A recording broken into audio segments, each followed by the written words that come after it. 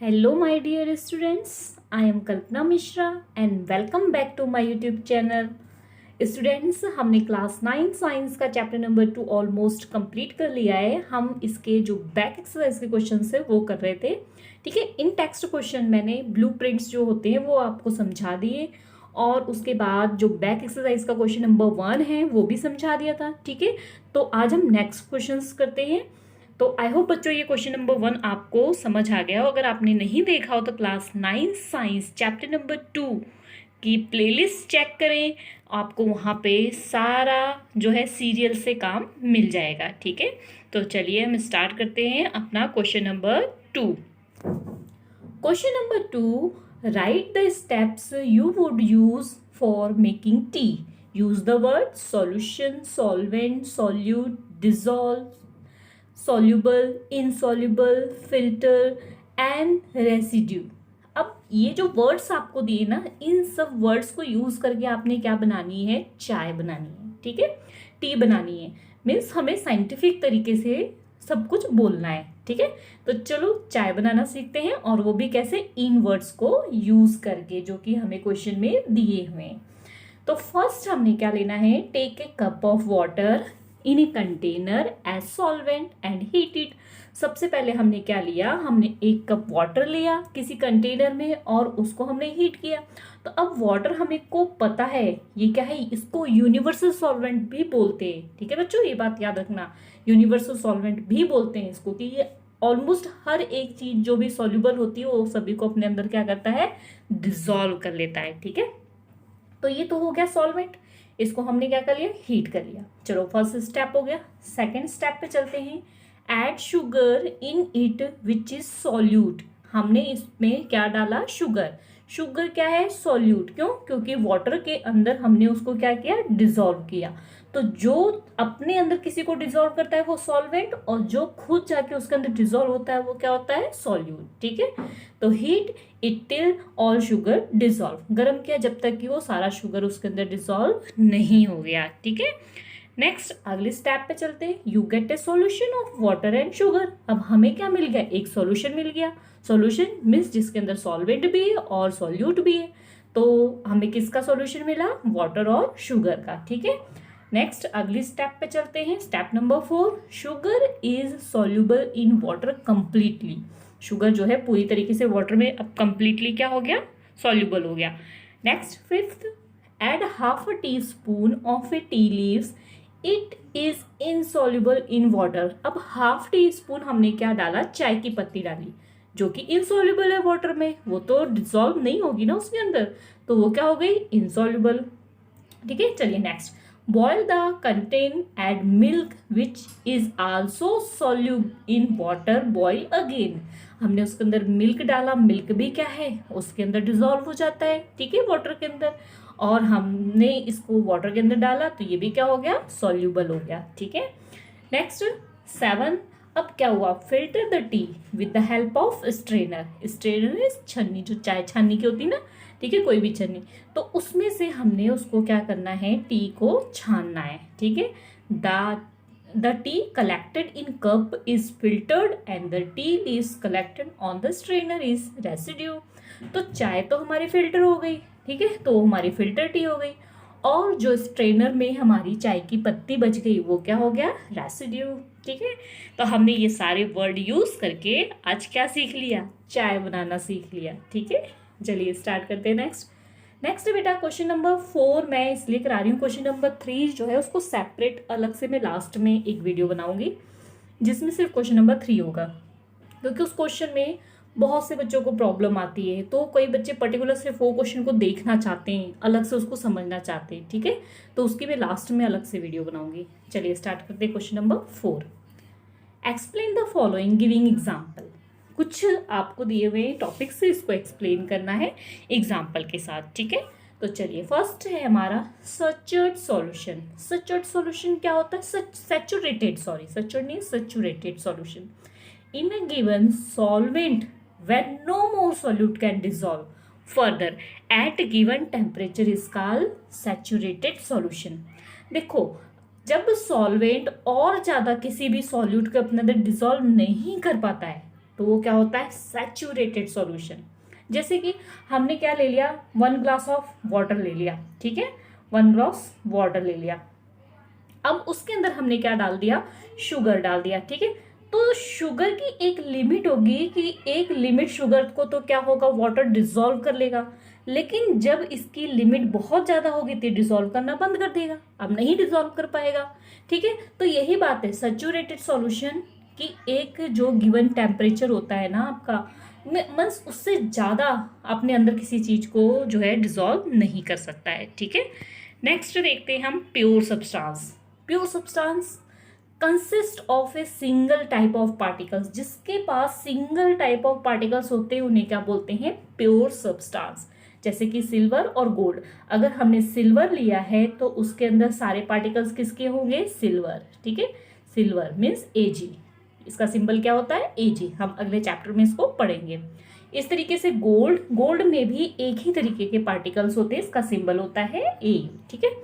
तो I hope बच्चों ये क्वेश्चन समझ आ गया आपको कि प्योर सब्सटेंस क्या होता है। प्योर सब्सटेंस में एक ही टाइप के, सिंगल टाइप के पार्टिकल्स होते हैं, ठीक है।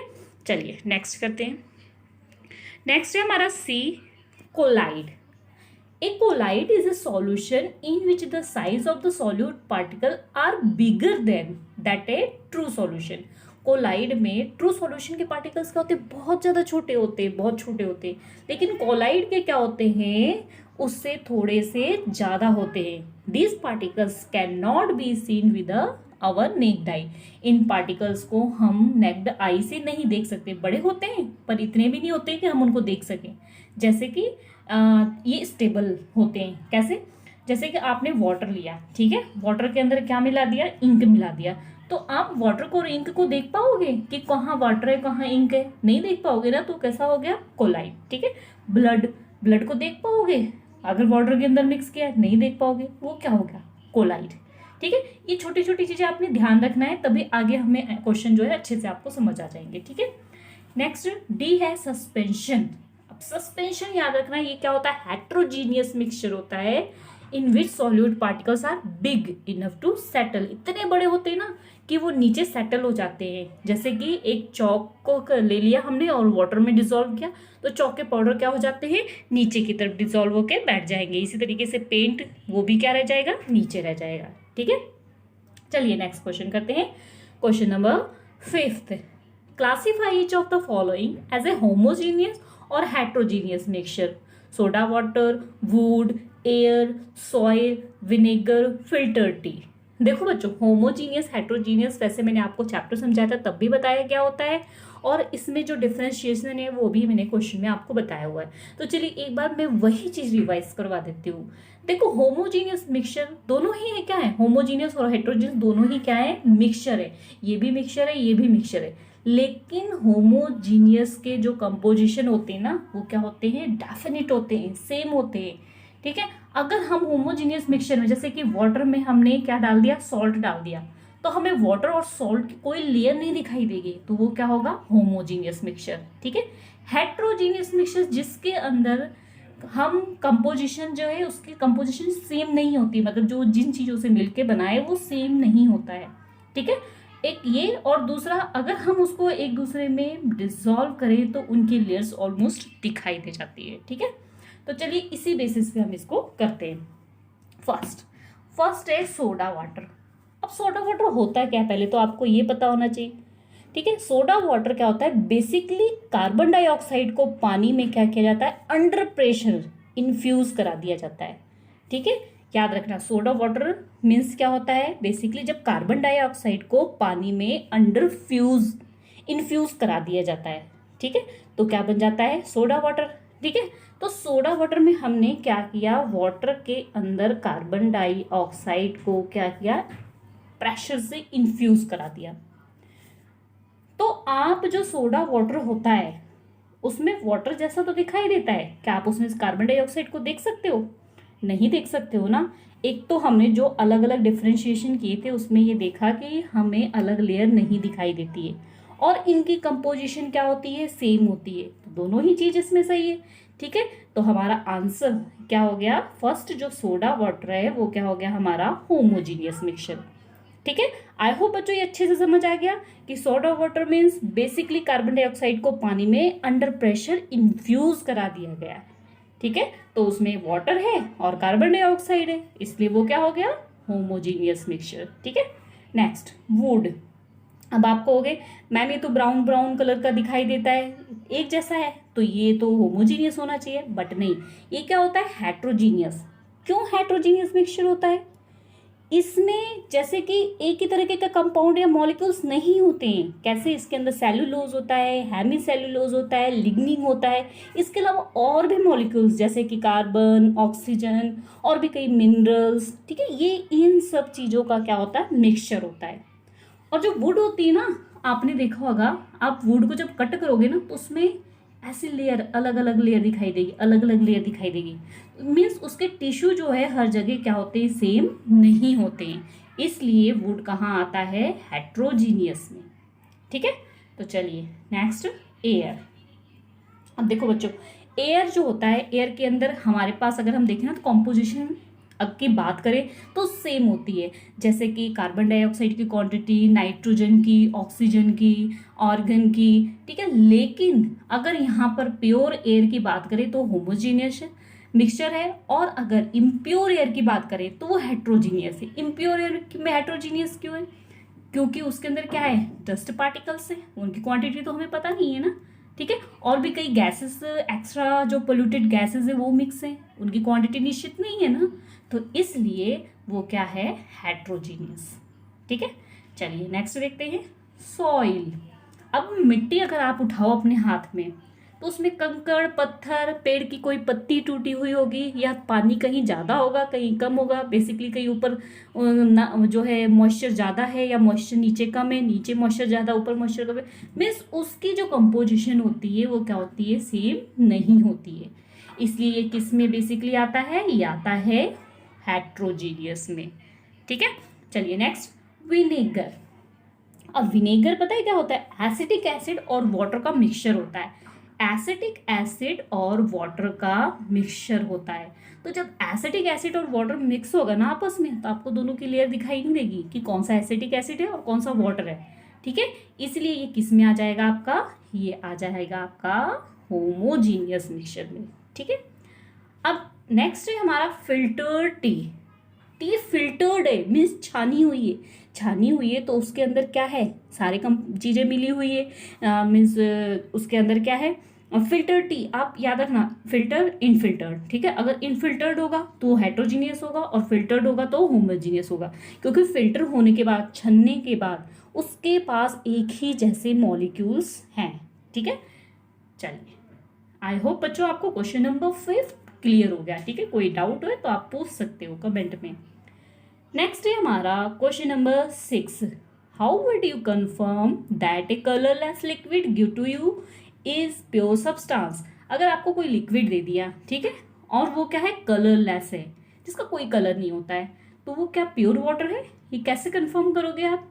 तो देखो बच्चों, हमें जैसे कि पता है कि वाटर का जो है बॉइलिंग पॉइंट क्या होता है, 100 डिग्री सेल्सियस। ठीक है, तो लिक्विड का बॉइलिंग पॉइंट अगर 100 डिग्री सेल्सियस आपने बॉईल किया उसको, और 100 डिग्री सेल्सियस पे आपने देखा कि उसमें बुलबुले बनने शुरू हो गए, वो बॉईल होना शुरू हो गया, तो इट मीन्स वो क्या है, वो उसका प्योर फॉर्म है। ठीक है, तो by finding the boiling point of A given colourless liquid, if the liquid boil at 100 degree Celsius at a atmospheric temperature, then it is pure water।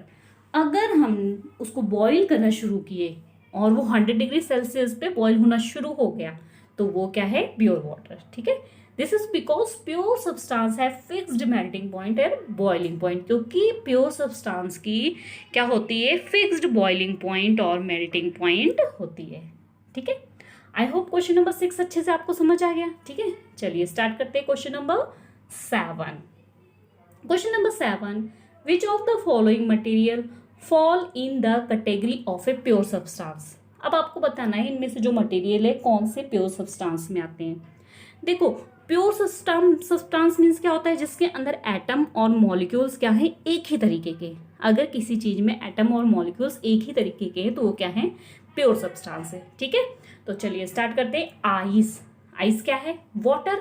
अब वाटर में क्या होता है, H2O, तो एक ही तरीके के एटम और मॉलिक्यूल्स है ना, हाइड्रोजन और ऑक्सीजन एक ही तरीके के मॉलिक्यूल्स हैं, इसलिए आइस हमारा क्या हो गया, प्योर सब्सटेंस। ठीक है, नेक्स्ट अगर देखते हैं हम मिल्क, तो मिल्क प्योर सब्सटेंस तो है नहीं, इसके अंदर क्या है, मिनरल है, प्रोटीन है, कार्बोहाइड्रेट है और उसकी कोई कंपोजिशन सेम नहीं है। ठीक है, तो इसलिए वो क्या होता है, इम्प्योर। तो ये हमारा क्या हो गया, कट हो गया मिल्क। आगे जाते हैं हम आयरन। आयरन क्या है, Fe। ठीक है, तो ये एक ही तरीके के एटम मॉलिक्यूल्स हैं इसके अंदर। ठीक है, एटम एक ही तरीके का है मॉल, तो ये किस में आ जाएगा, हमारा प्योर। नेक्स्ट आ जाते हैं हाइड्रोक्लोरिक एसिड। हाइड्रोक्लोरिक एसिड का फॉर्मूला क्या होता है, HCl। ठीक है, HCl क्या होता है, HCl। इसमें हाइड्रोजन है, क्लोरीन है, इनकी कंपोजिशन क्या है, सेम है। ठीक है, और हमने क्या बोला है कि एटम और मॉलिक्यूल्स एक ही तरीके के होने चाहिए। अगर हम पूरे हाइड्रोक्लोरिक एसिड में से कोई कहीं से भी हमने 1 चम्मच हाइड्रोक्लोरिक एसिड निकाला तो उसमें हाइड्रोजन और क्लोरीन ही हमें मिलेगा, इसलिए क्या है, प्योर सब्सटेंस। ठीक है, नेक्स्ट कैल्शियम ऑक्साइड। सेम यही calcium oxide mean CaO, calcium oxide CaO, तो ये भी क्या होगा, एक जैसा है, इसलिए ये क्या है, प्योर सब्सटेंस। ठीक है, और उसके बाद है मरकरी। मरकरी क्या होती है, मेटल होती है, तो ये भी क्या है, प्योर सब्सटेंस। अगर हम जाए आगे, यहाँ पर है आपका ब्लड। ठीक है, इसको सही कर लेना आप। उसके बाद वुड, एयर। अब अगर वुड की हम पहले अभी डिस्कस कर चुके हैं थोड़ी देर पहले, तो हमें पता है कि उसके अंदर बहुत सारी चीजें मिक्स है, तो ये तो प्योर सब्सटेंस है ही नहीं। ठीक है, अगर हम एयर की बात करें तो एयर भी प्योर सब्सटेंस नहीं है, क्योंकि इसमें बहुत सारे पोल्यूटेड गैसें वगैरह सब कुछ है। ठीक है, चलिए next question number 8, identify the solution among the following mixture. अब ये जो सॉल्यूशन दिए हैं, ठीक है, इनमें आपको आइडेंटिफाई करना है, ये मिक्सचर जो दिए हैं, सॉरी, इसमें से सॉल्यूशन आपको आइडेंटिफाई करना है। ठीक है, तो सॉल्यूशन देखो, सबसे पहले अगर हम ट्रू सॉल्यूशन की बात करें तो ट्रू सॉल्यूशन क्या होता है, होमोजीनियस। ठीक है, ये चीज याद रखना, सॉल्यूशन मीन्स ट्रू सॉल्यूशन, और ट्रू सॉल्यूशन क्या होता है, होमोजीनियस, जिसके अंदर सॉल्यूट है और सॉल्वेंट है, सॉल्यूट और सॉल्वेंट अच्छे से मिक्स हो गए और हमें उसके लिए दिखाई नहीं देगी। ठीक है, तो वो क्या होता है, ट्रू सॉल्यूशन। और ट्रू सॉल्यूशन कैसे होते हैं, होमोजीनियस। ठीक है, बस इसको कॉन्सेप्ट को आपने ध्यान रखना है। तो चलिए स्टार्ट करते हैं। सबसे पहले सॉइल, अभी हम थोड़ी देर पहले डिस्कस करके आते हैं, क्या सॉइल जो है आपका सॉल्यूशन है, तो बिल्कुल नहीं है। क्यों नहीं है, क्योंकि उसको तो हम पानी में अगर घोलेंगे तो ना, वो तो घुलेगा ही नहीं ढंग से, उसकी तो हमें लेयर भी दिखाई देगी। ठीक है, नेक्स्ट है सी वाटर। तो सी वाटर क्या है, सॉल्यूशन है। अगर आप समुद्र के पानी को लो और कहीं इकट्ठा कर दो और धीरे धीरे वो इवेपोरेट होगा ना, तो क्या होगा, पानी उड़ जाएगा और नीचे क्या रह जाएगा, सॉल्ट रह जाएगा। ठीक है, एयर। एयर तो बहुत सारी गैसों का मिक्सचर है, तो मैंने आपको बोला था कि ये होमोजीनियस, अगर प्योर एयर है तो होमोजीनियस है और इम्प्योर एयर है तो हेट्रोजीनियस है, तो यहाँ पर क्या है, होमोजीनियस। ठीक है, तो ये आप देख लेना अकॉर्डिंग टू क्वेश्चन। नेक्स्ट कोल, कोयला। तो कोयला क्या होता है, कोयला बेसिकली क्या होता है, कार्बन का बना होता है। ठीक है, कार्बन होता है इसके अंदर, लेकिन कुछ इसमें नाइट्रोजन और सल्फर भी होता है। ठीक है, इसलिए ये क्या होता है, सॉल्यूशन नहीं है, मीन्स होमोजीनियस मिक्सचर नहीं है। होमोजीनियस मिक्सचर नहीं है तो ट्रू सॉल्यूशन नहीं है। ठीक है, सोडा वाटर, अभी हम डिस्कस करके हटे हैं क्या, सोडा वाटर क्या होता है, जिसके अंदर जो basically carbon dioxide carbon dioxide को पानी में अंडर प्रेशर इन्फ्यूज करा दिया जाता है। ठीक है, तो ये क्या है, सॉल्यूशन है। तो हमारा आंसर क्या हो गया इसमें, सी वाटर, सोडा वाटर और एयर। ठीक है, next question number 9, which of the following will show Tyndall effect. इनमें से कौन सा आपको टिंडल इफेक्ट शो करता है, salt solution, milk, copper sulphate solution, starch solution. देखो पहले तो टिंडल इफेक्ट की कॉन्सेप्ट को वैसे चैप्टर में क्लियर किया है, पर हम फिर से एक बार देखते हैं। टिंडल इफेक्ट में क्या होता है, अगर कोई टॉर्च, अगर आपने ग्लास ले लिया, ठीक है, ये ग्लास में आपने क्या ले लिया, मिल्क ले लिया, यहाँ से अगर आपने टॉर्च जलाई, ठीक है, अब ये टॉर्च की लाइट अगर इस पर पड़ी ना, तो जो मिल्क के मॉलिक्यूल्स हैं, ठीक है, कि मान लो ये जो मिल्क के मॉलिक्यूल्स है उसके ऊपर लाइट पड़ी, तो वो लाइट क्या होगा, इधर भी बिखेर दिया, इधर भी रिफ्लेक्ट कर दिया, इधर भी रिफ्लेक्ट कर दिया, इधर रिफ्लेक्ट कर दिया, इधर रिफ्लेक्ट कर दिया। मीन्स लाइट को क्या करता है, चारों तरफ ऑलमोस्ट रिफ्लेक्ट कर देते हैं, ठीक है, स्कैटर कर देते हैं, स्कैटर कर देते हैं, फैला देते हैं। तो वो क्या होता है, टिंडल इफेक्ट, ठीक है। अब देखो सॉल्ट सॉल्यूशन है, अगर आपने ग्लास में सॉल्ट को डिसॉल्व किया है और आप उसके ऊपर टॉर्च की लाइट डालोगे तो क्या उसके पार्टिकल्स आप देख पाओगे, मतलब जितने छोटे पार्टिकल्स होंगे ना उसमें टिंडल इफेक्ट नहीं दिखाई देगा, ठीक है। तो ये क्या है, नहीं शो होगा। मिल्क, मिल्क में अभी ज्यादा तो नहीं होता है पर वो मिल्क के पार्टिकल्स हमें थोड़े थोड़े दिखने लग जाते हैं, ठीक है, तो उसमें टिंडल इफेक्ट शो होता है।